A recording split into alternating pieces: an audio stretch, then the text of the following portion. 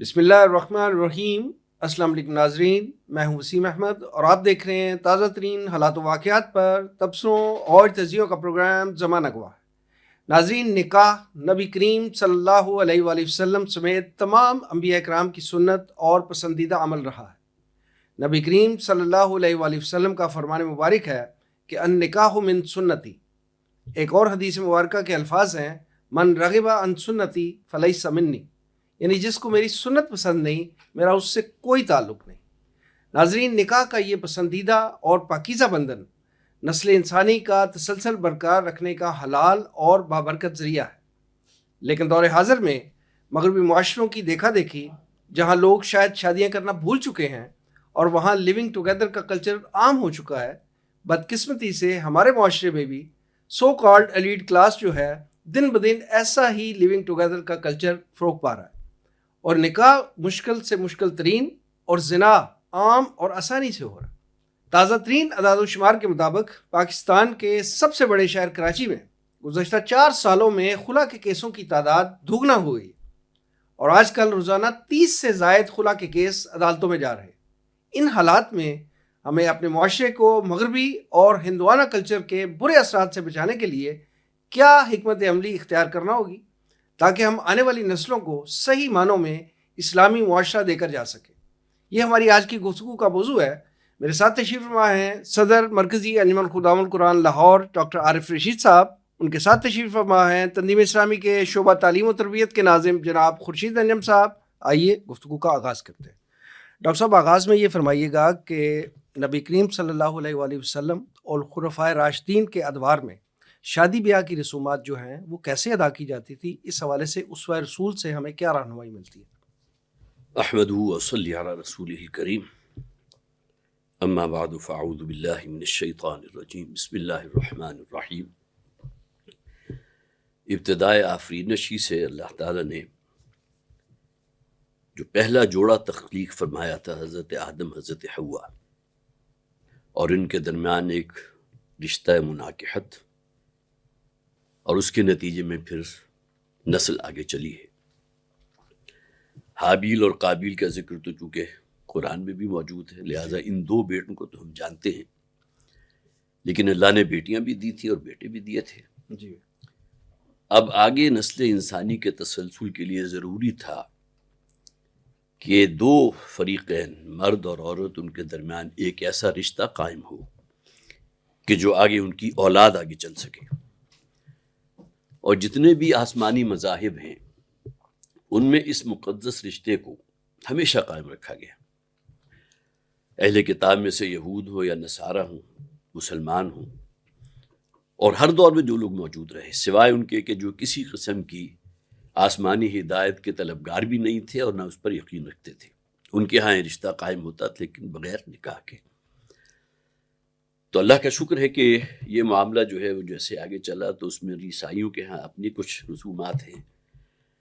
جو Wade lock ہوتا ہے، شادی کا بندھن ہوتا ہے، اس میں ایجاب و قبول کس طرح ہوتا ہے، پھر اسی طرح یہودیوں کا اپنا طریقہ ہے، ہندوؤں کے ہاں اپنا طریقہ ہے۔ مسلمانوں کے ہاں نبی اکرم صلی اللہ علیہ وسلم کے بعد سے جو دور چلا ہے، اور اس سے پہلے بھی نکاح تو ہوتا تھا، لیکن یہ کہ حضور کے دور میں جو چیزیں اس وقت مسلم ہو گئیں، جو چیزیں گویا کہ پوری طرح اب لوگوں کے نزدیک بھی قابل قبول تھیں، وہ یہ تھی کہ ایک مرد اور ایک عورت کے درمیان نکاح کا رشتہ جو ہے مقدس رشتہ ہونا چاہیے، اور اس موقع کی مناسبت سے ایک چھوٹی سی تقریب کا اہتمام بھی ہوتا تھا۔ نبی اکرم صلی اللہ علیہ وسلم کی ایک حدیث جو ترمذی میں موجود ہے، اور اس کی راویہ حضرت عائشہ صدیقہ ہیں رضی اللہ تعالی عنہ، کہ جس میں حضور نے فرمایا اعلنوا ھذا النکاح وجعلوہ فی المساجد، کہ نکاح کا اعلان عام کیا کرو اور اس نکاح کی محفل کو مسجدوں میں منعقد کیا کرو۔ تو دور خلفائے راشدین میں بھی اس معاملے میں وہی ایک تسلسل رہا، لیکن یہ بات ہمیں ذہن میں رکھنی چاہیے کہ نکاح کے اس مقدس بندھن کے لیے ضروری نہیں ہے کہ ہم مسجد ہی کا جو ہے تعین کریں، اگرچہ آج بھی ہمارے لیے ایک اعتبار سے یہ بات جو ہے قابل غور ہے کہ عیسائیوں کے ہاں جو بھی نکاح ہوتا ہے وہ چرچ میں ہوتا ہے، گویا کہ انہوں نے اپنی جو بھی عبادت گاہ ہے اس کے اس رتبے کو برقرار رکھا ہے کہ اس مقدس فریضے کے لیے مرد اور عورت دونوں جو ہے چرچ میں حاضر ہوتے ہیں، اور وہاں ایجاب و قبول کا معاملہ ہوتا ہے۔ لیکن یہ کہ حضور کی یہ حدیث ہمارے لیے یقیناً ایک رہنمائی رکھتی ہے کہ نبی اکرم صلی اللہ علیہ وسلم نے، اور خاص طور پر اس اعتبار سے بھی کہ مسجد وہ ایک مقدس مقام ہے، پاکیزہ مقام ہے، کہ جہاں ہم سب جمع ہوتے ہیں دعائے خیر کے لیے. ایک نیا جوڑا جو وجود میں آ رہا ہے اس کی آئندہ زندگی کے لیے، مستقبل کے لیے نیک خواہشات، اچھی تمنائیں، اچھی دعائیں. تو مسجد کو اس اعتبار سے یقیناً ترجیح حاصل ہے، اس لیے کہ جو خیر و برکت اور پاکیزگی اور خاص طور پر سنجیدگی جو مسجد کے ماحول میں ہوتی ہے اور کہیں ہو نہیں سکتی. تو نبی اکرم صلی اللہ علیہ وسلم کا یہ قول مبارک اپنی جگہ ایک بہت بڑی دلیل ہے. اور پھر یہ وہ بات ہے جو سب کے سمجھ میں بھی آنے والی ہے کہ دعائے خیر کے لیے جو پری ریکویزٹ بنتا ہے کہ جس میں ماحول میں سنجیدگی بھی ہو، اور پھر یہ کہ لوگوں کے دل بھی کچھ اپنے رب کی طرف مائل ہوں. لہٰذا اس موقع پر جو خطبہ دیا جاتا ہے اس میں بھی قرآن حکیم کی 4 آیات کا حضور نے انتخاب فرمایا تھا کہ جو اپنے موضوع کے اعتبار سے، تقوی کے موضوع کے اعتبار سے قرآن حکیم کی جامع ترین آیات میں سے ہے. تو اس دور میں بہرحال نکاح کا بندھن اور اس میں ساری چیزیں، نبی اکرم صلی اللہ علیہ وسلم کی اپنی زندگی میں متعدد نکاح ہوئے ہیں، آپ کی بیٹیوں کے نکاح ہوئے ہیں. لیکن یہ کہ اگر ہم یہ سمجھیں کہ تمام نکاح مسجد میں ہوئے تو اس کے بارے میں کوئی دلیل ہمارے پاس نہیں ہے. لہٰذا عموماً یہ کہا جاتا ہے کہ نکاح کا مسجد میں منعقد کرانا یقیناً بہت بہتر ہے، خیر و برکت کا ایک سعادت کا موجب ہے. لیکن یہ کہ نکاح تو کہیں بھی ہو سکتا ہے، ڈرائنگ روم میں ہو سکتا ہے، کسی جگہ شادی گھر میں بھی ہو سکتا ہے، لیکن بہترین ماحول جو ہے وہ مسجد کے موقع. نکاح کی تقریب کے حوالے سے تو چند باتیں جو میں نے آپ کے سامنے رکھی ہیں، ہمیں اسی کو اپنے لیے ایک نمونہ بنانا چاہیے. اور اس کے ساتھ ہی اٹیچڈ ہے ایک ولیمے کا معاملہ. اور یہ بات ممکن ہے بہت سے حضرات کے لیے بڑے تعجب کا باعث ہوگی کہ نکاح کا ذکر احادیث کی کتابوں میں کئی مقامات پر ہے، لیکن نکاح کے موقع پر کسی تقریب کا منعقد ہونا، لوگوں کا اکٹھ کرنا، پھر بارات کا جو کانسیپٹ، بارات کا جو تصور ہے، اور خاص طور پر اس موقع پر جو کوئی انتظام کیا جاتا ہے لڑکی والوں کی طرف سے، اس اعتبار سے احادیث میں کہیں کوئی سراغ نہیں ملتا. ہاں، ولیمے کے عنوان سے پورے ابواب موجود ہیں. اور نبی اکرم صلی اللہ علیہ وسلم کی وہ حدیث تو ممکن ہے بہت سے حضرات نے یہ سنی بھی ہوگی کہ اذا دعی احدکم الی الولیمۃ فلیاتھا، کہ اگر تمہیں ولیمے کی دعوت دی جائے تو اس کو لازماً اٹینڈ کیا کرو، اس دعوت کو قبول کیا کرو. تو ولیمے کے اس فنکشن کو جو اصل میں اس لیے کہ خوشی جو ہے وہ لڑکے والے کے گھر پر ہے. لڑکی والے کے گھر پر تو ایک اعتبار سے ذرا اداسی کا ماحول ہوتا ہے کہ اپنی لخت جگر کو اگر باپ اور ماں اپنے سے جدا کر رہے ہیں تو ان کے دل پر کیا بیت رہی ہوگی. اگرچہ احساس ذمہ داری جو ہے اس کی ایک سبکدوشی کا معاملہ اپنی جگہ ہے، لیکن یہ کہ اصل خوشی لڑکے والے کے گھر ہے، اور لڑکا جو ہے وہ ولیمہ کرے، اسے سیلیبریٹ کرے. بلکہ بعض روایات تو ایسی ملتی ہیں کہ بعض صحابہ کا ولیمہ کئی دن جاری رہا ہے. تو اس کو ہمیں اپنے ساتھ رکھنا چاہیے کہ شادی کا جو بھی یہ بندھن ہے اس میں یہ 2 تقریبیں ہیں، نکاح کی تقریب بھی اور ولیمے کی تقریب بھی. خورشید انجم صاحب، ہمارے ہاں آج کل شادی بیاہ کے موقع پر جو رسومات ادا کی جاتی ہیں ان کا آغاز عام طور پہ منگنی سے ہوتا ہے، پھر مائیوں، تیل، مہندی، بارات جیسے ابھی ڈاکٹر صاحب بھی ذکر فرما رہے ہیں، اور پھر مکلاوا اور پتہ نہیں کیا کیا. اور تھوڑے جو کھاتے پیتے لوگ ہیں، ویل آف ہیں، وہاں تو پھر فنکشنز کی بھرمار ہوتی ہے نا، اس کو پتہ ہی نہیں چلتا، کبھی قوالی نائٹ ہے تو کبھی کچھ ہے تو کبھی میوزک نائٹ ہے، اس طرح کے معاملات چل رہے ہوتے ہیں. اور ان رسومات کا جب ذکر آتا ہے تو کہا یہ جاتا ہے کہ یہ ہندوانہ رسومات. آپ یہ بتائیں کہ 5 صدی سے ہم علیحدہ، قیام پاکستان کے بعد 5 صدی ہو چکی ہے، تو ایک علیحدہ وطن ہم نے آباد کیا. کیا وجہ ہے کہ ہم لوگ اس ہندوانہ کلچر سے جان چھڑوا کر جو اپنا اسلام کا بابرکت اور حکمتوں والا کلچر ہے وہ اپنے معاشرے کو کیوں نہیں دے سکے؟ آپ کے خیال میں اس کی کیا وجہ؟ بسم اللہ الرحمن الرحیم. جی، ایک تو سب سے پہلے مبارکباد اس حوالے سے کہ آپ نے بہت ہی اہم موضوع آج سلیکٹ کیا ہے، جو اسلام کا جو ہمارا سماجی نظام ہے اس کے حوالے سے. ہمارے ہاں جو گفتگویں چلتی ہیں عام طور پر بھی وہ ہم دوسری چیزوں میں، اور خاص کر ایک سیاسی ماحول اور اس کے اندر جو ایک کھینچا تانی اور یہ چیزیں ہیں، تو ایسے ہی ہے کہ ان چیزوں میں الجھا کر معاشرتی مسائل اور معاشرتی موضوعات کو موضوع بحث نہیں بنایا جاتا، اور ہمارے پاؤں تلے زمین کھسکتی جا رہی ہے. وہ ایک ازراہ تفنن کہوں گا کہ سنا تھا کہ وہ اسمگلر جب کسی اپنی وہ پورے کانوائی کو نکالتے ہیں تو ایک آدھ ٹرک پکڑوا دیتے ہیں، تو باقی سارے 15 16 20 وہ نکلوا دیے جاتے ہیں. تو یہی کام جو ہے ہمارے ساتھ ہو رہا ہے. پاکستان کو حاصل کرنے کا مقصد کیا تھا؟ اس میں ایک اہم چیز یہ تھی کہ ہماری تہذیب جدا ہے، ہمارا تمدن جدا ہے، ہمارے رہنے کے طریقے جدا ہیں، ہمارا مذہب جدا ہے، ہر چیز جدا ہے۔ اس حوالے سے ہم اپنے مذہب، تہذیب اور تمدن کے مطابق زندگی گزارنا چاہتے ہیں، اور تہذیب اور تمدن جو بنتا ہے وہ مذہب کی بنیاد پر بنتا ہے۔ یہی چیزیں تھیں قائد اعظم نے بھی جس طرح سے اسلام کے حوالے سے جسے کہا جاتا ہے قوالی کی ہے، اسلام اسلام اسلام، 142 تقاریر ہیں جس میں انہوں نے اسلام کا ذکر کیا ہے۔ پھر علامہ اقبال کا بھی جو مین تھیم تھی وہ یہی تھی۔ تو اس حوالے سے ہونا تو یہ چاہیے تھا کہ اب پاکستان علیحدہ ملک اور اسلام کے نام پر اس مقصد کے لیے کہ ہم اپنے جو اصول ہیں، اسلام کے دیے ہوئے اصول ہیں، ان کے مطابق اپنی زندگی گزاریں گے۔ لیکن ہوا یہ ہے کہ یہاں آنے کے بعد ایک تو ہمارا ظاہر ہے کہ پرانا ایک اور صدیوں کا تعامل تھا، ہندوؤں کے ساتھ ہم رہ رہے تھے، تو وہی چیزیں، بلکہ بعض چیزوں کو تو ہم نے مشرف با اسلام بھی کر لیا تھا، بعض جو رسومات ہیں اور اس قسم کی چیزیں، تو یہاں آ کر بھی ہم نے اس میں بجائے اس کے کہ ہم اس کو ختم کرتے، ہم نے اس میں اضافہ ہی کیا ہے، اور مختلف چیزیں جو ہیں وہ مزید بڑھاتے گئے ہیں۔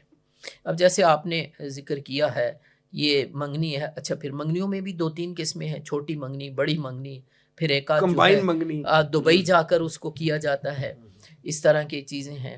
پھر شادی شروع ہوتی ہے، اچھا پھر اس کے درمیان جو ہے شادی اور منگنی کے درمیان تو پھر مختلف تہوار آتے ہیں، بقر عید آ گئی تو وہ ہٹا کٹا بکرا جو ہے وہ بھیجنا ہے، اور پھر آج شب بارات ہے، اور آج عید ہے، اور آج بقر عید ہے، اور آج فلاں ہے۔ تو ایک رسومات کی ایک نہ ختم ہونے والی زنجیر ہے جو ہم نے شروع کر دی ہے۔ پھر شادی، اور شادی کے موقع پر بھی اب کچھ چیزوں کا آپ نے ذکر بھی کر دیا، مایوں ہے، پھر مہندی ہے، اچھا پھر وہ کئی دن چلتی رہتی ہیں، 2 ہفتے چلتی رہتی ہے، اور آغاز ہم کرتے ہیں عموماً جو عوامی مزاج ہے ختم قرآن سے آغاز ہو جاتا ہے، اور اینڈ پر دلہن کو اوپر قرآن اس کو نیچے سے گزار دیا جاتا ہے، درمیان میں جو کچھ ہوتا ہے وہ علامات جو ہو رہی ہوتی ہیں اس کا کوئی ذکر نہیں ہے۔ یعنی یہ اس طرح سے ہے کہ جیسے ہم نے اپنے آپ کو ایک سیو کر لیا ہے دونوں اطراف سے، اور درمیان میں کیا ہو رہا ہے؟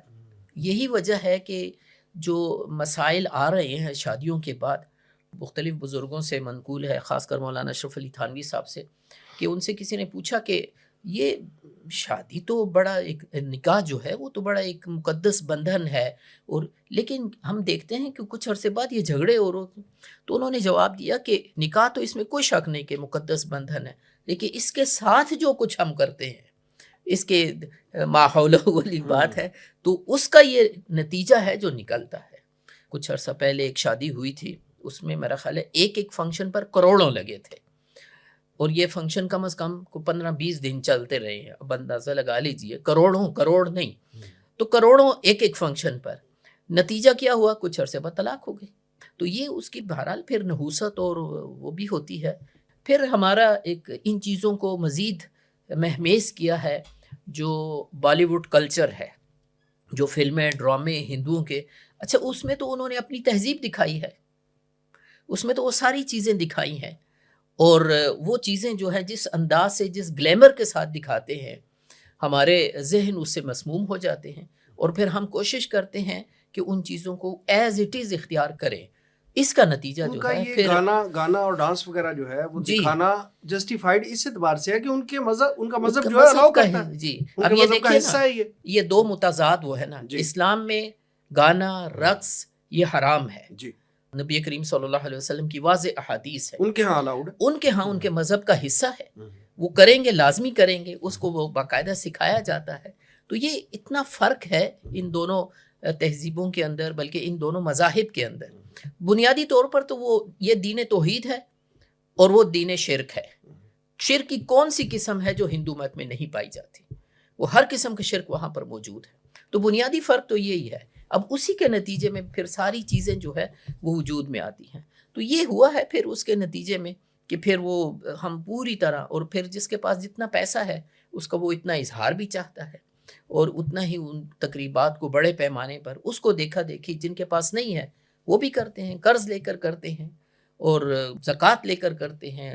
ایسا ہوتا ہے کہ وہ قرض کی وجہ سے جو ہے لڑکیوں کے باپ خاص طور پر وہ خودکشیاں تک کر لیتے ہیں، ایسے حالات ہو جاتے ہیں. تو یہ ایک دوڑ ہے ایک دوسرے سے آگے نکلنے کی. تو بہرحال یہ تو افسوسی کی بات ہے کہ ہم پون صدی ہو گئی ہے اور اس سے نہیں نکلے، اس چنگل سے نہیں نکلے، اس شکنجے سے ہم نہیں نکلے. اس کا حل یہی ہے جو ڈاکٹر صاحب نے بھی فرمایا کہ سنت کے مطابق شادی کی جائے. شادی بغیر نقطے کے ہونی چاہیے، یعنی سادی ہونی چاہیے. جتنی سادگی ہوگی اتنا ہی جو ہے وہ اس میں استراحت ہے، اتنا ہی بہتر ہے. اور جتنا ہم یہ رسومات کا توق اپنے اوپر لا دیں گے اتنی ہی پریشانی ہوگی. ظاہر ہے اس کا پھر یہی نتیجہ نکلتا ہے جو اس وقت نکل رہا ہے. ڈاکٹر صاحب جیسے ابھی خورشید انجم صاحب فرما رہے ہیں کہ جیسے ان رسومات کا توق اپنے گلے میں ڈالیں گے تو پھر مشکلات تو آئیں گی. تازہ ترین اعداد و شمار جو ہیں اس حوالے سے شادی بیاہ کے حوالے سے، وہ کراچی جو پاکستان کا سب سے بڑا شہر ہے وہاں پہ 30 سے زائد کیسز روزانہ فائل کیے جا رہے ہیں خلا کے. ٹھیک ہے، اور پچھلے 4 سال میں خلا کے جو کیسز تھی ان کی تعداد دگنی ہو گئی ہے. تو آپ یہ بتائیں کہ یہ جو رسومات ہیں، جو اسلامی احکامات ہیں، اس کے مطابق ہم ادا نہیں کر رہے تو اس کا یہ رزلٹ ہمارے سامنے آ بھی رہا ہے، ہم پھر بھی کوئی سبق حاصل نہیں کر رہے. ہمیں کیا کرنا ہوگا اس حوالے سے؟ اصل میں جو اعداد و شمار آپ کے پاس ہیں 30 سے زائد جو ہے روزانہ کی ڈیلی بیسس بنیاد پر جی یہ جو ہے رشتہ بندھن جو ہے وہ ٹوٹ رہا ہے. اس کی ایک بڑی وجہ تو یہ بھی ہے کہ ہمارے ہاں خاص طور پر جو مخلوط ہمارے ادارے ہیں اس کی بنیاد پر لڑکے اور لڑکی کے مابین محبت پروان چڑھتی ہے اور لو میرج جس کے نتیجے میں وجود میں آ جاتی ہے. اور اگر آپ مزید انالیسس کریں گے تو معلوم ہوگا کہ اس 30 میں سے شاید 20 وہ ہوں گی کہ جو لو میرج کے نتیجے میں ہوا تھا معاملہ. اس لیے کہ فوری جذبہ ہے، جذبات ہیں، وعدے وعید ایک دوسرے کے ساتھ ہیں، اور پھر جناب شادی تو ہو گئی، اس کے بعد مزاج کے اندر موافقت نہیں ہوئی. پھر دوسرے یہ ہے کہ یہ ہم کف ہونے والی بات، بعض احادیث پہ بھی ہمارے سامنے یہ بات آتی ہے کہ لڑکے اور لڑکی کے دونوں خاندان کا معاملہ جو ہے وہ ہم کف ہونا چاہیے. اگر درجہ بندی بہت زیادہ ہو گئی، لڑکی جو ہے بہت امیر گھرانے کی ہے اور لڑکا جو ہے اگرچہ تعلیم یافتہ ہے لیکن وہ اس کیلیبر کا نہیں ہے، تب بھی یہ بیل منڈے نہیں چڑھتی. پھر یہ کہ اب لڑکیوں کی تعلیم، لڑکے کہیں پیچھے رہ گئے. اس کی چھوٹی سی مثال اگر میں آپ کو دوں کہ جب میں میڈیکل کالج میں، کنگ ایڈورڈ میڈیکل کالج میں پڑھتا تھا تو ہماری کلاس کے اندر 180 کی تعداد میں لڑکے تھے اور 20 لڑکیاں تھیں. اور آج صورتحال یہ ہے کہ 200 کی اگر تعداد ہے تو 130 لڑکیاں ہیں اور 70 لڑکے ہیں. اب یہ جو ڈاکٹر بننے کا ایک کریز ہوتا ہے لڑکیوں میں، اپنے باپ کا دیوالیہ نکال دیتی ہیں، اس لیے کہ جو اصل میڈیکل کالجز ہیں حکومتی اس میں داخلہ نہیں ملتا. پرائیویٹ میڈیکل کالجز میں یہ ایک ڈاکٹر بنانے کی 5 سال کی فیس تقریباً 1.5 کروڑ روپے ہے. تو باپ تو پس گیا، جس کے نتیجے میں وہ جو ڈاکٹر تو بن گئی لیکن اب شادی ہو رہی ہے، رشتے دار تو رشتہ نہیں مل رہا ہے. پھر جس سے رشتہ ہو رہا ہے وہ تعلیم میں کہیں پیچھے رہ گیا، تو لہٰذا اس کا نتیجہ کیا نکلا؟ موافقت نہیں ہو سکتی. تو یہ تعلیم ایک اپنی جگہ بہت اچھی چیز ہے، لیکن یہ کہ اگر یہ صرف اسی کام کے لیے ہوئی کہ ہمارا نام جو ہے اس کے ساتھ ڈاکٹر لگ جائے یا کوئی اور اس طرح کی جو ہے وہ تم چھلا ساتھ لگا دیا جائے، تو اس کا نتیجہ تو پھر یہی ہوتا ہے. تو اس معاملے میں واقعتاً ایک بہت بڑا المیہ ہے کہ وہ جو ایک لو بانڈ ہونا چاہیے شوہر اور بیوی کے درمیان. پھر لڑکیوں کے اندر تحمل، برداشت. ہمارا یہ میڈیا جو ہے سب سے بڑا فتنہ، وہ ڈرامے وہ دکھاتا ہے کہ جہاں لڑکیوں کو، اور خاص طور پر اگر بیوی کے روپ میں کوئی لڑکی دکھائی جا رہی ہے کسی ڈرامے کے اندر، تو اس کو جس طرح گلیمرائز کیا جاتا ہے اور جس طرح اس کو ایک حاکم کی حیثیت میں پورے گھرانے پر مسلط دکھایا جا رہا ہوتا ہے. تو ان تمام چیزوں کے انسین چینلز ہیں کہ جس کے اثرات پھر اس نو بیاہتا جو جوڑا ہے اس کے اوپر بھی پڑتے ہیں. نتیجتاً طلاق ہو یا خلا ہو، گویا کہ وہ جو ایک شیرازہ بندی ہے ایک فیملی کی، وہ تو بالکل ختم ہو گئی. بہت بڑا المیہ ہے، اور اس میں گویا کہ ہر اعتبار سے ہمیں ضرورت ہے کہ ہم اصلاح کی طرف توجہ کریں.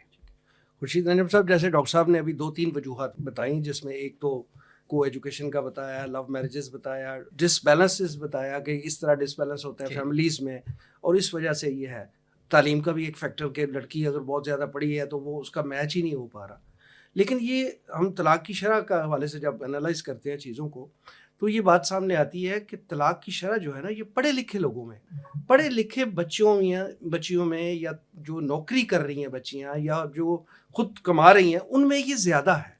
تو یہ کس طرح کی تعلیم ہے؟ ہم کیسی تعلیم اپنی اس نسل کو دے رہے ہیں کہ جو افہام و تفہیم نہیں سکھا رہی، جو ہمیں بردباری نہیں سکھا رہی، جو ہمیں کوئی مل بیٹھ کے مسائل کا حل کرنا نہیں سکھا رہی، یہ کیسی تعلیم ہے؟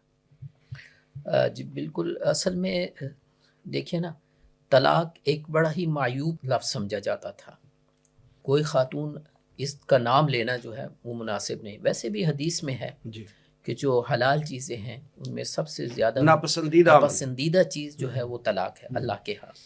تو اس حوالے سے اس کو بڑا ہی معیوب سمجھا جاتا تھا، لیکن اب تو یہ اتنا عام معاملہ ہو گیا ہے کہ بالکل ایک کھیل بن گیا ہے، اور اس کو بڑا ہی، جیسے ڈاکٹر صاحب نے فرمایا، میڈیا کے ذریعے اور اب اس کے اندر سوشل میڈیا اور یہ ساری چیزیں بھی شامل ہوئی ہیں، تو اس میں تو بہت ہی اس کو ہلکا بنا دیا ہے۔ اب پچھلے 5 سال میں تقریباً طلاقوں کی جو شرح ہے اس میں 35% اضافہ ہوا ہے، اور اس میں ارینجڈ پھر بھی بہتر ہے، 4% ہے، لیکن جو محبت کی شادیاں ہیں وہ 55% ہے۔ وہ کیا ہے کہ وہ لو میرج ہے، اس سے پہلے جو ظاہر ہے ایک سلسلہ چل رہا ہوتا ہے، لیکن جب عملی زندگی میں آتے ہیں آٹے دال کا بھاؤ معلوم ہوتا ہے، اور وہ ایک دوسرے سے جو ایکسپیکٹیشنز قائم کی ہوتی ہے، ظاہر عملی زندگی میں تو پوری نہیں ہو سکتی، تو پھر جو ہے تو کھٹ پٹ شروع ہو جاتی ہے، اور آخر نتیجہ جو ہے وہ طلاق پر ہی نکل آتا ہے۔ تو یہ ساری چیزیں ہیں۔ باقی جو آپ نے بات کی تعلیم کے حوالے سے یا کیا وجہ ہے، تو بہرحال تحمل اور بردباری تو یہ ختم ہوتا جا رہا ہے۔ یعنی پہلے کہا جاتا تھا، ایک معروف سا جملہ تھا ہمارے ہاں، کہتے تھے کہ بیٹی کو رخصت کر رہے ہیں تو بیٹی تمہارا جنازہ اب یہاں سے نکلے۔ اب یہ چیز نہیں ہے، اب والدین کہتے ہیں ایسے نہ سمجھنا پیچھے کوئی نہیں ہے، ہم ہیں، اینٹ کا جواب پتھر سے دیں گے۔ پہلے بچی کیا ذہن لے کر جاتی تھی، اب کیا لے کر جا رہی ہے؟ اب اس نے کیوں تحمل کرنا ہے، کیوں برداشت کرنی؟ وہ ظاہر ہے کہ اسے معلوم ہے کہ میرے پیچھے موجود ہے۔ اس کا یہ مطلب نہیں کہ وہ ٹھیک تھا یا اب یہ، لیکن ایک نقطۂ نظر جو ہے وہ اس طرح سے بنا ہے۔ باقی جو چیزیں تعلیم کے حوالے سے، تو ظاہر ہے کہ تعلیم اور پھر اس میں کو ایجوکیشن اور پھر مختلف چیزیں، ایک چیز طلاق کی زیادتی میں یہ موبائل بھی ہے، یہ بھی بہت بڑا فیکٹر ہے، یہ بہت بڑا فیکٹر ہے۔ پہلے تو والدین سے کبھی جا کر ملاقات ہوتی تھی، ٹیلی فون بھی ہر گھر میں نہیں تھا۔ اب تو پل پل کی رپورٹ جو ہے نا، تو ماؤں بہنوں کے جو موبائل ہوتے ہیں نا، وہ ادھر سے خبر ادھر جا رہے ہیں، ادھر سے مشورے آ رہے ہیں، یہ بھی ایک فیکٹر بنا ہے۔ ایک جو معاشی خود مختاری ہے، یہ بھی ایک مسئلہ بنا ہے۔ چھوٹی سے بات ہوئی، اب خاص کر جو ملازمت پیشہ خواتین ہیں، تو ان کا تو کوئی ایشو نہیں ہے، ان کے لیے تو ملازمت چل ہو سکتا ہے، یعنی اہلیہ کی بیوی کی ملازمت خامن سے بہتر ہو، یہ بھی ہو سکتا ہے، تو وہ تو ایک طرح سے اس کا اپر ہینڈ ہو جاتا ہے، اور پھر جب وہ ہوئی تو فوراً ٹھیک ہے میں طلاق لیتی ہوں، بچوں کو بھی وہ سنبھال لیتی ہے، اس کا ایک سلسلہ، اور باقی زندگی وہ ایسے ہی گزار لیتی ہے۔ تو یہ جو چیزیں آئی ہیں نا، معاشی خود مختاری، بلکہ میں نے یہ دیکھا ہے کہ کچھ ہے ہمارے جاننے والے بھی ہیں یو کے میں، یو ایس میں، وہاں فوراً جو ہے وہ طلاق ہو جاتی ہے، یعنی بہت زیادہ یہ چیزیں، اور اگر وہ ساتھ بھی رہ رہی ہیں تو وہاں اپر ہینڈ جو ہے وہ بیوی کا ہے۔ اس کی وجہ یہ ہے کہ گورنمنٹ بھی ان کا ساتھ دے رہی ہے، وہ خود بھی ہے، سوشل سیکیورٹی بھی مل جاتی ہے، تو انہیں کس چیز کا ڈر ہے؟ وہ خاوند کے پاکستان میں بھی فیملی کورٹس جو ہیں، ہاں وہ بھی وہاں پہ بھی جو ہے وہ لیڈیز ججز ہیں عام طور پہ زیادہ، اور وہ بھی ایکسپیڈائٹ کرتی ہیں ان کیسز کو، اور بہت فوری طور پر جو ہے وہ کیس کا فیصلہ سنا دیا جاتا ہے۔ تو وہ ایک جو پہلے پروسیس ہوتا تھا، خاندانی نظام ہمارا وہ کمزور ہو گیا ہے۔ پہلے پروسیس ہوتا تھا، ایک وہ خاندان کے بڑے بیٹھتے تھے، گفتگو ہوتی تھی، دونوں کو جا کر سمجھاتے تھے، اور اکثر اچھا نتیجہ۔ اب تو یہ ہے کہ سیدھا جاتے ہی کورٹس میں ہے اور کورٹ فوراً فیصلہ سنا دیتی ہے۔ تو جو ایک پروسیس یا درمیانی راستہ تھا، افہام تفہیم کی جو ایک صورت بن سکتی تھی، وہ فضا ہو جاتی تھی، وہ خود ہی ختم کر دی ہے۔ تو یہ مختلف فیکٹرز ہیں جس میں بہرحال تعلیم اور معاشی خود مختاری یہ بہت اہم فیکٹر ہے۔ عورت کو اجازت تو ہے، لیکن نان نفقے کی ذمہ داری جو ہے وہ مرد کی ہے، اور عورت کے لیے حکم کیا ہے؟ دیکھیں نا، اسلام کا ایک عمومی مزاج کیا ہے، وہ گھر میں بیٹھے. اور اسلام عورت کی جو اصل ذمہ داری ہے وہ نسل نو کی ذمہ داری، اس کی تربیت، اس کو پروان چڑھانا، ایک اچھی قوم بنانا، اس پر سمجھوتا اسلام نہیں کرتا، اس پر کمپرومائز نہیں کرتا کہ اس کو چھوڑ کر کوئی اور کام کیا جائے. تو عورت کا اصل کام وہ ہے. اب یہ ہے کہ مرد نے بھی اپنا کام چھوڑ دیا، عورت نے بھی اپنا کام چھوڑ دیا. اور یہ نہیں ہے کہ مرد کے قصور نہیں ہے، مرد بھی قصوروار ہوتے ہیں. تحمل بردباری دونوں طرف سے کم ہو گئی ہے، لیکن عورت تو ایک طرح سے استعارہ ہے تحمل اور بردباری کا، وہ ختم ہو گیا ہے. ڈاکٹر صاحب یہ ذرا ہماری رہنمائی فرمائیں کہ کیا اسلام میں شادی کے موقع پر بیٹی کو جہیز دینا جو ہے وہ ممنوع ہے؟ اور اگر یہ ممنوع ہے تو نبی کریم صلی اللہ علیہ وآلہ وسلم کی طرف سے حضرت فاطمہ کو ملنے والا جو جہیز، مختصر سا جہیز، اگرچہ وہ ذکر آتا ہے سیرت کی کتابوں میں، وہ کیوں دیا گیا اگر واقعتاً اسلام میں جہیز دینا ممنوع ہے تو؟ دیکھیے، اس میں بھی سب سے بنیادی بات یہ ہے کہ جو شخص بھی نکاح کرتا ہے یا شادی کرتا ہے تو اپنی زوجہ کی کفالت اس کے ذمہ ہے. بے شک. اب ہوتا یہ ہے کہ جو آج کل ہو رہا ہے ظاہر ہے کہ، اور اس میں بہت بڑا کردار جو ہے ہمارا میڈیا بھی اور ڈرامے، یہ ساری چیزیں چل رہی ہیں اس میں یہ کہ اب لڑکی کہ جو بہرحال اس کے نکاح میں آ رہی ہے تو عموماً یہ سمجھا جاتا ہے کہ اس لڑکے کے گھر کی تمام ضروری چیزیں جو ہیں لڑکی کے جہیز میں شامل ہونی چاہیے. ٹھیک ہے نا جی؟ جبکہ یہ سراسر بہت ہی غلط سوچ ہے. اس لیے کہ اگر وہ گھر کے اندر جو ڈرائنگ روم کا سارا فرنیچر لڑکی کی طرف سے آ رہا ہے جہیز کے نام سے، آپ کے اپلائنسز جو ہیں جو کچن میں استعمال ہوتی ہیں وہ سب کی سب وہیں سے آ رہی ہیں. اور اب تو اس میں بغیرتی اور بے حمیتی اس حد تک پہنچ گئی کہ باقاعدہ لسٹ جو ہے وہ لڑکی والوں کو جو ہے وہ دے دی جاتی ہے کہ گویا کہ نکاح ہوگا تو ان شرائط پر ہوگا، جس میں گاڑی تک کا لیٹسٹ ماڈل کی فلاں مارک کی گاڑی جو ہے وہ بھی ہم لیں گے. تو اس سے زیادہ کیا کہوں میں اس کے لیے بغیرتی اور بے حمیتی جو ہے ممکن نہیں ہے کہ بجائے اس کے کہ وہ لڑکی کہ جو اپنے گھر سے جدا ہو رہی ہے اس کو مجبور کیا جائے. اب جہیز آج کل اس چیز کا نام ہے. اگر کوئی باپ اپنی بیٹی کو اس موقع کے اوپر کچھ دیتا ہے اپنی رضامندی سے، اور جس کے اندر ظاہر ہے کوئی کمپلشن نہیں ہوگی. نبی اکرم صلی اللہ علیہ وسلم نے بھی تو اپنی بیٹیوں کا نکاح کیا تھا نا.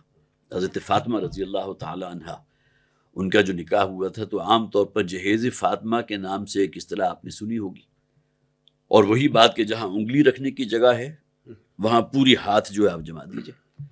تو جہیز فاطمہ کی اصل حقیقت اگر لوگوں کو معلوم ہو تو پتہ چلے گا تو وہ جہیز تھا ہی نہیں. وہ اصل میں حضرت علی رضی اللہ تعالیٰ عنہ کی ملکیت میں چند چیزیں تھیں جن کو فروخت کیا گیا، اور پھر نبی اکرم صلی اللہ علیہ وسلم نے اس فروخت شدہ چیزوں سے جو رقم حاصل ہوئی تھی اس سے ایک جو ہے وہ کوئی تکیہ، کوئی گدیلا، کوئی چکی، چند چیزیں جو گھر کی ضرورت کی ہوتی تھی وہ اس گھر میں پہنچا دی یا اس حجرے میں پہنچا دی، جس کو نام دے دیا گیا جہیز کا. اب اس بات کی آڑ میں آج جہیز جو ہے واقعہ یہ ہے کہ جس قسم کے مطالبے سامنے آتے ہیں وہ ایک بہت بڑی لعنت ہے. کوئی باپ اپنی بیٹی کو دینا چاہتا ہے تو اول تو ضروری کیا ہے کہ وہ اسی موقع کے اوپر لازماً دے، اور پھر یہ کہ اس لڑکے کا جس گھر میں وہ بیٹی جا رہی ہے اس لڑکے کا ذمہ ہے یہ کہ ضروریات کی ہر چیز کا خود اہتمام کرے. لیکن یہ کہ چونکہ ایک ٹرینڈ نکل چکا ہے اور یہ بات جو ہے اب سب لوگوں کے نزدیک بڑی جانی پہچانی، اور گویا کہ ذہنی طور پر اسی کو تسلیم کرتے ہیں کہ یہ تمام چیزیں اب جائیں گی، تو یہ تمام چیزیں وہ ہیں کہ جس کا کوئی تعلق نہیں. اور حضرت فاطمہ رضی اللہ تعالی عنہ کو جو دیا گیا تھا اس کو جہیز کا نام ہرگز نہیں دیا جانا چاہیے. وہ اصل میں حضرت علی رضی اللہ تعالی عنہ کی چند چیزیں تھیں کہ جن کو فروخت کر کے جو رقم حاصل ہوئی تو اس سے جو ضروریات ہو سکتی تھی، آج تو ہماری ضروریات اتنی ہیں نا جو ان لمیٹڈ ہیں، اس وقت جو بالکل ضروری چیزیں تھیں وہ نبی اکرم صلی اللہ علیہ وسلم نے حضرت علی رضی اللہ تعالیٰ عنہ کے گھر پہنچا دی تھی.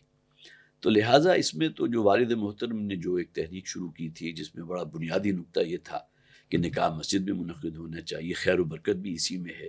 پھر دعائے خیر کے لیے ہم جمع ہوئے تو بہترین ماحول آپ کو ملتا ہے. پھر یہ کہ اس میں اگلی چیز یہ بھی تھی کہ بارات کا کوئی تصور نہیں ہے، جیسا کہ ابھی خورشید انجم صاحب نے بھی بتایا، چیزیں بعد میں پیدا ہو گئی ہیں، ہندوانہ چیزیں ہیں. اس لیے کہ سب کو معلوم ہے کہ ہندوؤں کے ہاں بیٹی کا کوئی حصہ باپ کی وراثت میں نہیں ہوتا، اور وہاں ہوتا یہ تھا کہ جب بیٹی کو گھر سے رخصت کرتے تھے تو چونکہ وہ وارث تو ہے ہی نہیں، لہٰذا باپ جو ہے ادھر ادھر سے جو کچھ بھی ہوتا ہے اس کے پاس کر کے اور وہ لڑکی کے ساتھ رخصت کرتے تھے، اور اس پورے سامان کو جو ہے ریسیو کرنے کے لیے اور بحفاظت جو ہے لڑکے کے گھر پہنچانے کے لیے وہ باقاعدہ جتھے کی شکل میں نکلتے تھے، جلوس کی شکل میں نکلتے تھے، اور اس تصور کو ہم نے بارات کا نام دے دیا. تو یہ تمام چیزیں جو ہے سراسر جہالت ہے اور ان سے ہر درجے میں بچنا چاہیے. خورشید نجم صاحب، جیسے ڈاکٹر صاحب فرما رہے ہیں کہ یہ جو جہیز والا کانسیپٹ ہے یہ تو ہندوؤں کی طرف سے پیورلی آیا ہے، کیونکہ وہاں پہ جو ہے وہاں پہ تو وراثت کا کوئی کانسیپٹ نہیں ہے، اور وہ جہیز شادی کے موقع پہ دیا جاتا ہے، اور وہ اس جہیز کو لینے کے لیے جو لوگ آتے تھے وہ پھر بارات کی ایک شکل بن جاتی. ہمارے ہاں بھی یہ جو جہیز دیا جاتا ہے اس کی چاہے کوئی ڈیمانڈ کی جائے یا والد جو ہے وہ اپنی بیٹی کو اپنی حیثیت کے مطابق جو ہے وہ جہیز ضرور دیتا ہے، لیکن جب وہی بیٹی وراثت میں اپنے حصے کی ڈیمانڈ کرتی ہے تو وہ اس کو تھانے کچہری میں جا کے ہی ملتا ہے. ویسے صلح صفائی سے وراثت میں حصہ اس کو نہیں دیا جاتا. آپ یہ بتائیں کہ یہ جو جہیز ہے یہ وراثت میں جو حصہ ملتا ہے اس کا نیم البدل کسی صورت میں بن سکتا ہے؟ اگر ہاں تو کیسے، اگر نہیں تو کیوں؟ جی، یہ جسے کہتے ہیں غلطی پر غلطی. تو جیسے ڈاکٹر صاحب نے فرمایا ہندوؤں کے ہاں تو نہیں ہے، تو اب بچی ہے اس کو ظاہر رخصت کر رہی ہیں، اب ایک طرح سے اب اس کا سلسلہ اس گھر سے کٹ گیا ان کے ہاں. جی، تو وہ اس کو دان جہیز کہتے ہیں، کچھ دے دلا کر رخصت کرتے ہیں کہ اب بچی ہے جا رہی ہے، ٹھیک ہے اس کو. تو یہ چیز ہم نے اختیار کی، اور پھر وہ اس کو پھر ہم نے جیسے میں نے پہلے کہا تھا مشرف و اسلام بھی کر لیا. جہیز کا لفظ جو ہے وہ سورہ یوسف میں آیا فَلَمَّا جَهَّزَهُمْ بِجِهَازِهِمْ، یہ سامان تیار کرنے کو کہا جاتا ہے. تو وہ جو احادیث کے اندر حضرت فاطمہ رضی اللہ عنہا کے حوالے سے ان کے لیے جو سامان تیار کیا گیا تھا اس کو جہازہ کا لفظ آیا وہاں پر، جہازہ یجہز. تو وہ اس کو جو ہے تو جہیز کی ہم نے پوری اصطلاح بنا لی، اور پھر جہیز فاطمی اور یہ ساری چیزیں جو کر لی گئی. تو ایک تو یہ ہے کہ وہ اس کا کوئی تصور ہی نہیں ہے، اسلام میں اس کا کوئی تصور نہیں. اچھا، اسلام میں وراثت کا تصور ہے، جی، ہندوؤں کے ہاں وہ تصور نہیں ہے. ٹھیک، اب یہ دونوں جگہ ہم رواج کرتے ہیں، یعنی وہ جہیز کا کانسیپٹ بھی ایک رواجی وہ بن گیا ہمارا، اس کو کرنا ہے، ہر حال میں کرنا ہے. وہ کہیں ناک کٹ جاتی ہے، کہیں کچھ بہرحال مجبوری ہو جاتی ہے، وہ جس طرح بھی ہے جیسے بھی ہے وہ ڈیمانڈ پوری کرنی ہے. جیسے ڈاکٹر صاحب نے فرمایا پوری لسٹ ہے، اب اس لسٹ کو پورا کرنا ہے. لیکن پھر جب موقع آتا ہے وراثت دینے کا تو پھر ہم انکار کر دیتے ہیں اور کہا جاتا ہے کہ نہیں جی یہ تو ہمارے رواج میں نہیں ہے. بلکہ ڈاکٹر صاحب فرمایا کرتے تھے رحمہ اللہ بانی تنظیم اسلامی کہ باقاعدہ ہمارے مسلمانوں نے انگریز کی عدالت میں جا کر کہا ہے، وہ پوچھتے تھے کہ فیصلہ کس طرح کرے، رواج کے مطابق یا شریعت کے مطابق؟ وہ کہتے ہیں ہمیں شریعت نہیں چاہیے، شریعت میں تو دینا پڑے گا نا، جائیداد تقسیم ہو جائے گی، اور کسی جاگیردار کے لیے، کسی زمیندار کے لیے اس کا سب سے بڑا ایسٹ اور اس کا ٹیکہ جمانے والی چیز جو ہے وہ اس کی جائیداد ہوتی ہے. وہ اگر تقسیم ہو گئی اور دوسرے کسی خاندان میں چلی گئی، بیٹی کہیں اور جا کر بیاہی ہوئی ہے، تو وہ تو کمزور پڑ گیا. اس کے لیے وہ کہتے تھے نہیں ہمیں شریعت نہیں چاہیے، ہمیں تو رواج کے مطابق فیصلہ کر، اور پھر اس کے مطابق وہ فیصلہ کرواتے تھے. تو یہ بڑی بدقسمتی ہے، اور یعنی کہ ہم نے اس طرح سے شریعت کو پامال کیا ہے. ہاں، اگر کوئی والد دیتا ہے پہلے تو اس کی بھی نفی کہ یہ شریعت میں نہیں ہے، لیکن جیسے تحفہ ہوتا ہے، ہدیہ ہوتا ہے، اب بیٹی جا رہی ہے کوئی دینا چاہتا ہے، اس کی بھی نمود و نمائش نہ ہو اور پورے مجمع میں اس کو جو ہے وہ مشتہر نہ کیا جائے، بس ٹھیک ہے بیٹی کو دے دیا ہے، جس انداز سے بھی ایک اچھے انداز سے اس کو دے دیا، وہ ایک تحفہ ہے، جو ایک گفٹ ہے جو بیٹی کو دیا جا رہا ہے. اور گفٹ ظاہر ہے کہ پھر انسان اپنی حدود میں دیتا ہے، لیکن یہ نعم البدل نہیں ہو سکتا. وراثت کا یعنی اس بچی کا وراثت میں حصہ ہے، اور وراثت تقسیم ہوتی ہے باپ کے مرنے کے بعد. یہ اس حوالے سے اس کا حصہ بنتا ہے، اس کا جائز حق اس کو جی ملنا اس کا چاہیے، جائز حق ہے، آسانی سے، بغیر مطالبے کے اور بغیر تھانے کچہری میں جی بغیر تھانے کچہری کے. اس پر آواز اٹھانی چاہیے ہمارے دینی حلقوں کو بھی، ہمارے جو دوسرے حلقے ہیں سول سوسائٹی کے نام سے جو ہے یہ جو حق بنتا ہے جو شریعت نے دیا وہ ہم کیوں نہیں دے رہے. عورت کی مظلومیت کا ذکر کیا جاتا ہے، یہ سب سے بڑی مظلومیت یہ ہے کہ اس کا جو حق ہے وہ ہم نہیں دے رہے، جو شریعت نے طے کیا وہ نہیں دے رہے. ڈاکٹر صاحب، دور حاضر میں مغربی معاشروں میں جو ہے شادی بیاہ جو ہے وہ بالکل مفقود سی ہو گئی ہے چیز، اور بالکل ایسے ہی لگتا ہے کہ وہ تو شادی بیاہ کرنا بھول ہی گئے. اور ان معاشروں کی دیکھا دیکھی پاکستان میں بھی کچھ طبقہ جو ہے وہ نکاح جیسے پاکیزہ بندھن سے ایک طرح سے انکاری ہے اور تھوڑا سا اعتراض کرتے ہیں لوگ. اور اب یہاں بھی سو کالڈ ایلیٹ کلاس جو موجود ہے اس میں بھی جو ہے لیونگ ٹوگیدر کا جو ہے کلچر فروغ پا رہا ہے. آپ کے خیال میں اس سنگین مسئلے میں جو کہ پاکستان میں اب ایک روٹین بنتا جا رہا ہے اور ہمارے فلموں اور ڈراموں میں جو ہے اکثر ایسے کیسز دکھائے جاتے ہیں, اس مسئلے کا تدارک آپ کی نظر میں کیا ہے؟ اصل میں جہاں تک یہ لیونگ ٹوگیدر جو آپ نے ایک اصطلاح استعمال کی, آج سے میرے خیال ہے کوئی 20-25 سال پہلے کوئی اس کا وجود نہیں تھا. اگرچہ لوگ ہوتے تھے, یورپین ممالک ہیں جہاں بالکل آزاد جنسی لبرٹی پوری ہر شخص کو حاصل ہے, جیسے ہی بچی بالغ ہوئی یا لڑکا بڑا ہوا تو اب آزاد ہیں اپنی کوئی پوچھ گچھ نہیں. باہمی رضامندی سے اگر وہ جو کچھ بھی کر رہے ہیں, نکاح کے ویڈ لاک کی ان کی ضرورت محسوس نہیں ہوتی. اصل میں دیکھنا یہ چاہیے کہ اس کے پیچھے یہ ایجنڈا ہے کیا.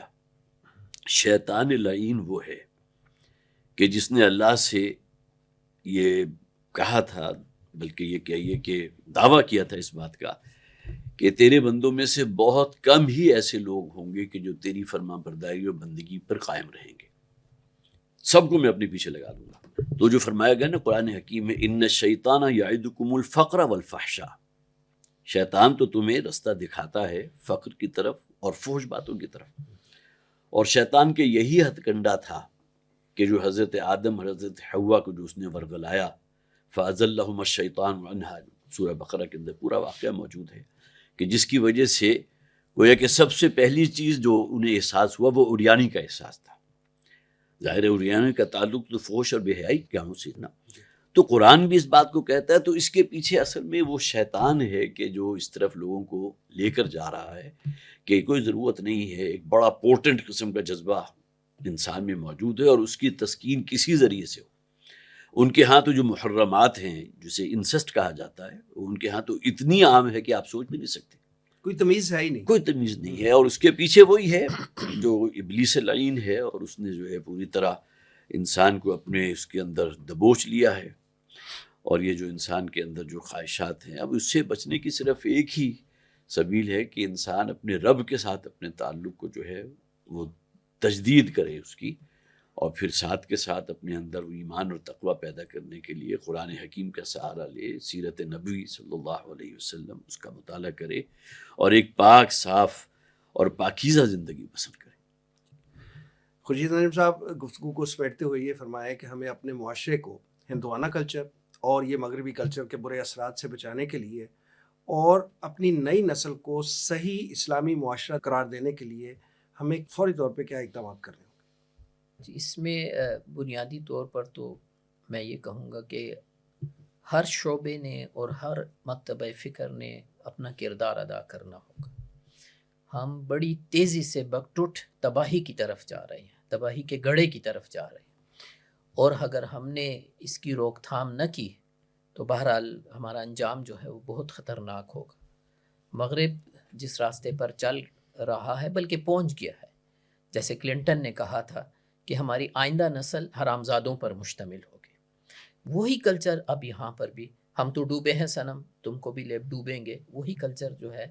اور جہاں تک معاملہ ہے, دیکھیے سیاسی نظام ہمارا پوری طرح مغربی, اس کے اندر وہی جو مغربی ڈیموکریسی ہے اسی کے حوالے سے. معاشی نظام وہ سود اور جوئے پر مشتمل ہے, پورا وہ بینکنگ سسٹم ہمارا وہی چل رہا ہے. اب یہ رہ گیا تھا کسی نہ کسی درجے میں جو ہمارا معاشرتی یا سماجی نظام تھا, اور کسی نہ کسی درجے میں یہ خاندانی نظام جو ہے یہ انٹیکٹ تھا. اب اس کو توڑنے کی کوشش کی جا رہی ہے. تو میں نے جیسے کہ عرض کیا کہ ہم نے کوشش کرنی ہوگی انفرادی سطح پر بھی, اجتماعی سطح پر بھی, ہر شخص یہ عہد کرے کہ جو بھی رسومات ہیں اس حوالے سے, دیکھیے شادی کا جو معاملہ ہے یہ انسان کی ایک ضرورت ہے. جیسے ڈاکٹر صاحب نے بالکل شروع میں فرمایا, حضرت آدم اور حضرت حوا سے یہ سلسلہ چلا ہے, اور اللہ تعالیٰ نے جتنی حضرت آدم سے لے کر آخری انسان تک جتنی یہ نسل چلائی ہے یہ اسی شادی کے نتیجے. تو یہ ایک ضرورت ہے, اور جو ضرورت کی چیز ہوتی ہے اللہ نے اسے آسان کیا. آکسیجن ضرورت ہے, وافر مقدار میں موجود ہے, پانی ضرورت ہے وافر میں, تو اس کو بھی اللہ نے آسان کیا ہے. تو پہلی چیز تو یہ ہے کہ اس معاملے کو آسان کیا جائے، نکاح کو آسان کیا جائے. یعنی یہ ایک تحریک بانی محترم نے جو شروع کی تھی رحمہ اللہ، تو یہی یعنی تھا. ادھر ادھر سے جو ہم نے ہاں، یہ جو رسومات کے بوجھ اٹھائے ہوئے ہیں یہ ان کو اتار بوجھ، پھینکا جائے اور نکاح آسان کیا نکاح جائے. نہ لڑکی والوں پر بوجھ ہو جی. نہ لڑکے والوں پر. اچھا لڑکے والوں پر بھی بڑا بوجھ ہوتا ہے. جب ظاہر ہے کہ لڑکی سے تقاضا ہوگا تو وہ بھی لڑکے سے تقاضا کریں گے. جی. اتنا گھر ہو، پلاٹ لکھ کر دیں، گاڑی ہو، فلاں ہو، اتنا فلاں حق ہو، مہر ہو. حق مہر ہو. اور بہرحال لڑکا جو بمشکل جاب پر لگا ہوتا ہے وہ اسی میں کماتے کماتے 35-40 تک تو پہنچ ہی جاتا ہے. زنا آسان ہو گیا ہے اور نکاح مشکل ہو گیا بدقسمتی سے. تو اس چیز کو دیکھا جائے، اس شادی کو سادہ کیا جائے، شادی کی جائے، جیسے میں نے کہا تھا نقطے کے بغیر ہو، اس کو آسان بنایا جائے. پھر ہمارا میڈیا اور سوشل میڈیا، یہ اس کا بہت بڑا کردار ہے ان چیزوں پر، وہاں پر. اسی طرح محراب و منبر سے ان چیزوں کو پھیلایا جائے. ایک تعلیم بات، ہر جمعے میں لوگ اکٹھے ہوتے ہیں، وہاں یہ بات رکھی جائے. نکاح کے موقع پر ہمارا جو نکاح ہوتا ہے وہ بس جلدی سے وہ خطبہ پڑھ کر ایجاب و قبول کر لیا جاتا ہے. اور ہوتا بھی جیسے عام طور پر گھروں میں ہو تو جاتا ہے، لیکن ڈاکٹر صاحب نے جیسے فرمایا مسجد کا ماحول، اور وہاں نکاح یعنی خطبے کا مقصد کیا ہوتا ہے؟ وہ تذکیر اور نصیحت ہوتی ہے. اس موقع پر لوگ اکٹھے ہوئے ہیں، ان کو تھوڑا سمجھایا جائے. بنیادی طور پر تو یہ دولہا کے لیے ہوتا ہے، اور اگر دلہن بھی موجود ہو پردے میں تو اس کے لیے، لیکن عمومی طور پر بھی ایک وہ ہے. تو یہ بھی ہے، میڈیا کا کردار بھی ہے. پھر حکومت اس معاملے میں، آپ اگر 10 بجے کی پابندی لگا دیتے ہیں کہ 10 بجے کے بعد حال بند ہو جائیں گے، کوئی نہیں جائے گا، تو دوسری پابندیاں نہیں لگا سکتے. جہیز کی پابندی لگ جائے اور چیزوں کی پابندی لگ جائے اس چیز. تو یہ جب تک یہ ہر لیول پر اس کردار کو ادا نہیں کیا جائے گا تو بات نہیں بنے گی. جی ڈاکٹر صاحب آپ کیسے کنکلوڈ کریں گے؟ جی ماشاءاللہ بہت اچھی گفتگو ہو گئی، بہت سی ایسی جہتیں سامنے آئیں جسے ہمیں اپنے سامنے رکھنا چاہیے. اصل میں اسلام کا مزاج خاص طور پر چونکہ آخری بات جو آپ کی طرف سے آئی تھی، تو اس میں یہ کہ نکاح کے معاملے کو آسان سے آسان تر کیا جائے. اسلام کی تعلیمات تو یہ ہیں جیسے ہی لڑکا بالغ ہو اور لڑکی بالغ ہو تو جلد از جلد ان کا نکاح کریں. بلکہ اس حد تک حدیث کے اندر الفاظ والدین کی ذمہ داریوں میں سے اس حد تک حدیث میں الفاظ موجود ہیں کہ اگر یہ کام نہیں کرتے والدین، اپنی ذمہ داری کو ادا نہیں کرتے، اور لڑکا یا لڑکی یا دونوں کسی گناہ میں ملوث ہوتے ہیں تو ذمہ دار اس کے والدین ہیں. بہت سخت وعید ہے اس کے اندر، کہ جس میں گویا کہ یہ بات جو ہے اتنی ہمیں لائٹلی نہیں لینی چاہیے. لیکن ہمارے ہاں ہوتا یہ ہے کہ جب تک لڑکا جو ہے وہ اپنا خود اپنے پاؤں پہ نہ کھڑا ہو جائے، اس کی ملازمت نہ ہو جائے، اپنے لیے کسی گاڑی کا بندوبست نہ کر لے تاکہ اپنی زوجہ کو گاڑی میں بٹھا کر جو ہے سیر کرا سکے، مگر اسی کا انتظار کرتے رہتے ہیں اب یہ ملازم ہوگا، ہاؤس جاب مکمل ہوگی، پھر کوئی کمانے لگے گا. پھر ڈاکٹر صاحب کا بھی یہ اور ہمیشہ یہی بات ہونی چاہیے کہ بھئی ایک فرد کے آپ کے گھر میں انٹر ہونے سے کیا قیامت آ جائے گی، بالکل، بلکہ اس کی وجہ سے برکت ہی آئے گی انشاءاللہ. تو یہ چیزیں ہماری نسل سے اوجھل ہو جاتی ہیں، اور وہی مادہ پرستانہ سوچ جو ہے، جب تک مادی وسائل پورے نہیں ہوں گے ہم اس معاملے میں قدم آگے نہیں بڑھا سکیں گے. تو یہ یقیناً ایسا ایک المیہ ہے کہ جو ہمارے ہاں اب 40 سال کی عمر ہو جاتی ہے لڑکوں کی، بچیاں جو ہیں وہ بال سفید ہو جاتے ہیں اسی انتظار میں کہ ان کا کوئی سمجھ میں نہیں آتا، یا یہ کہ اس معیار پہ کوئی لڑکا پورا نہیں اترتا، خوابوں کا شہزادہ جسے عام طور پر کہا جاتا ہے. تو یہ تمام خرافات ہیں جس سے ہمیں بہرحال شعوری طور پر اسے جس طرح کسی شے کو جھاڑ دیا جاتا ہے اپنے آپ کو جھاڑنا چاہیے. ڈاکٹر عارف رشید صاحب اور جناب خورشید نجم صاحب پروگرام میں تشریف آوری کا بہت شکریہ. ناظرین یہ تھا آج کا پروگرام. آج کے لیے اتنا ہی. ہمارے تمام سوشل میڈیا پیجز پر اس پروگرام کا فیڈ بیک ضرور دیجیے گا. آپ ہمیں ای میل بھی کر سکتے ہیں. ہمارا ایڈریس ہے media@tanzeem.org. اگلے پروگرام تک کے لیے وسیم احمد کو اجازت دیجیے. اللہ نے کے بعد.